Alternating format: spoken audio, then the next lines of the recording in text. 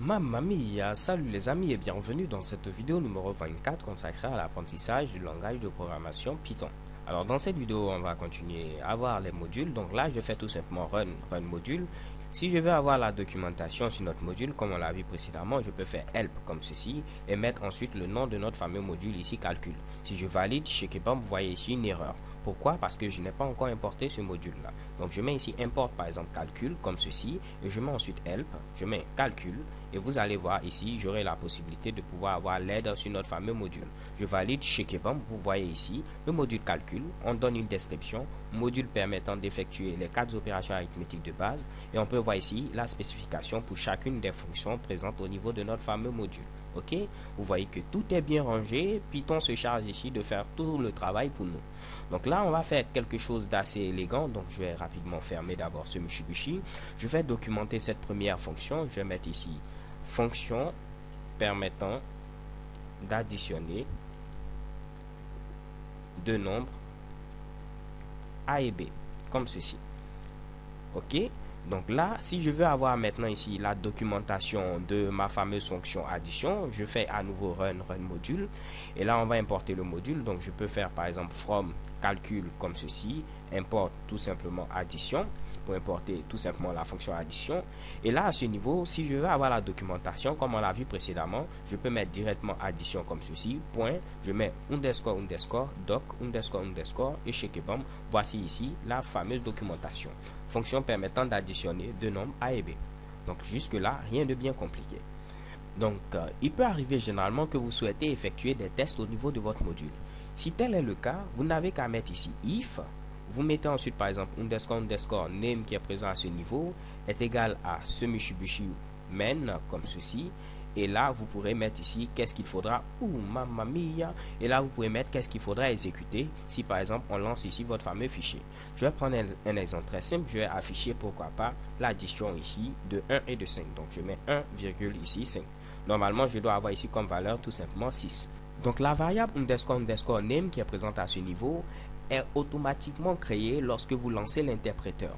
Et si cette variable est égale à main, c'est que le fichier qui vient d'être appelé, c'est le même fichier qui est en train d'être exécuté.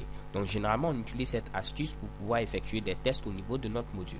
Donc là, à ce niveau, je n'oublie pas de mettre ici deux fois le symbole égal, ok? Parce que pour l'égalité, il faut mettre deux fois le symbole égal. Donc là, si je fais run, puis run module, puisque le fichier qui est appelé, c'est le même fichier qui est en train d'être exécuté, en l'occurrence ici le fichier calcul.py, automatiquement, il va exécuter ici le code que nous avons mis ici. Et il va additionner donc 1 et 5, j'aurai comme valeur 6 et il affiche ici 6. Ok, donc si le fichier qui est appelé n'est pas tout simplement ici notre fameux fichier, il ne va pas exécuter ce Mitsubishi. Je vais vous le montrer avec un exemple. Je vais créer un nouveau fichier. Donc je fais File, New Window. Et je vais créer un fichier que je vais appeler tout simplement test.py. Donc je l'appelle test.py comme ceci. Au niveau de ce fichier, je vais dire tout simplement que je veux importer le module calcul. Et là, je vais afficher tout simplement calcul, comme on l'a vu précédemment, point addition de 1 et de 5. Comme ceci. Et je ferme ce Mitsubishi. Donc là, lorsque je vais exécuter ici notre fameux fichier test.py, il va voir que le fichier qui est appelé, ce n'est pas tout simplement le fichier calcul.py.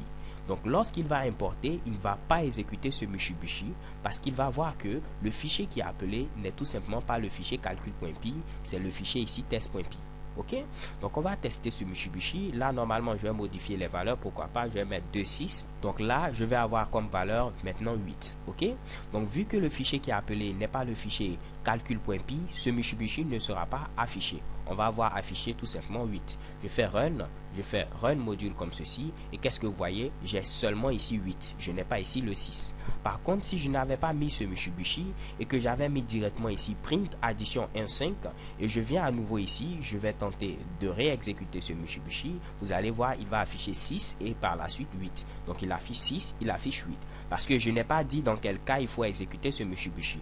Alors que par contre, si je dis il faut l'exécuter si et seulement si le fichier qui est appelé c'est le fichier calcul.py, là, si je l'appelle depuis un autre fichier, par exemple ici le fichier test.py, il ne va pas faire quelque chose, il va tout simplement faire ce qui est demandé au niveau du fichier test.py. Donc là, on va modifier et mettre calcul.multiplication comme ceci. Et là, je dois avoir normalement comme valeur 12. Je vais faire run module. Et qu'est-ce que vous voyez? Chez Kebam, seulement 12. Alors les gars, c'est tout pour cette vidéo. J'espère que vous l'avez tout simplement bien assimilé. Si vous avez des questions, merci de les laisser en commentaire. Je vais me répéter en disant que si vous voulez faire des tests, exécutez ici un code si et seulement si le fichier qui est appelé, c'est le fichier qui est exécuté. Vous devez mettre ici if underscore name underscore est égal ici. N'oubliez pas de mettre deux fois l'égalité. Est égal à underscore main. Chez Kebam, vous mettez votre code. Donc, je pourrais avoir ici plusieurs instructions à être exécutées. Par exemple, ici, print par exemple Toto. Ok, donc cette fois-ci, si je lance ce Mushibushi, vu que le fichier qui est appelé c'est le fichier calcul.py, il va afficher 6 et ensuite il va afficher Toto. Qu'est-ce qu'on voit apparaître ici? Chez Kebam 6 et Toto. So thank you guys for watching. Don't forget to subscribe and have a nice day. XOXO.